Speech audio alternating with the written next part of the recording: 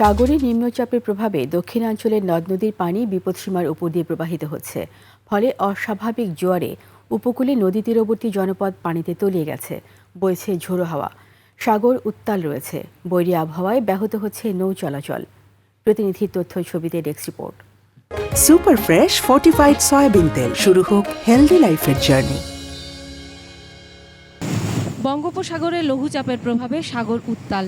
পটুয়াখালীর কলাপাড়া, রাঙ্গাবালী ও গলাচিপা উপজেলায় বইছে ঝোড়ো হাওয়া। থেমে থেমে গুড়ি গুড়ি বৃষ্টি হচ্ছে।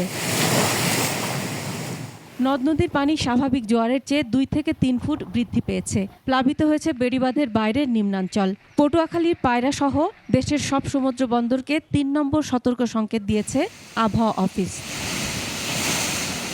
ভোলায় বইছে ঝোড়ো বাতাস।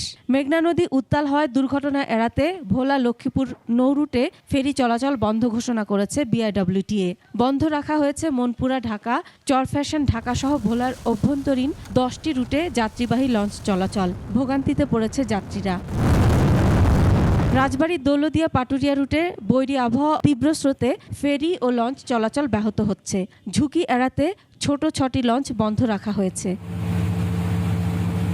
বৈরী আবহাওয়ার কারণে নোয়াখালী থেকে হাতিয়া রুটেও নৌ চলাচল বন্ধ রয়েছে।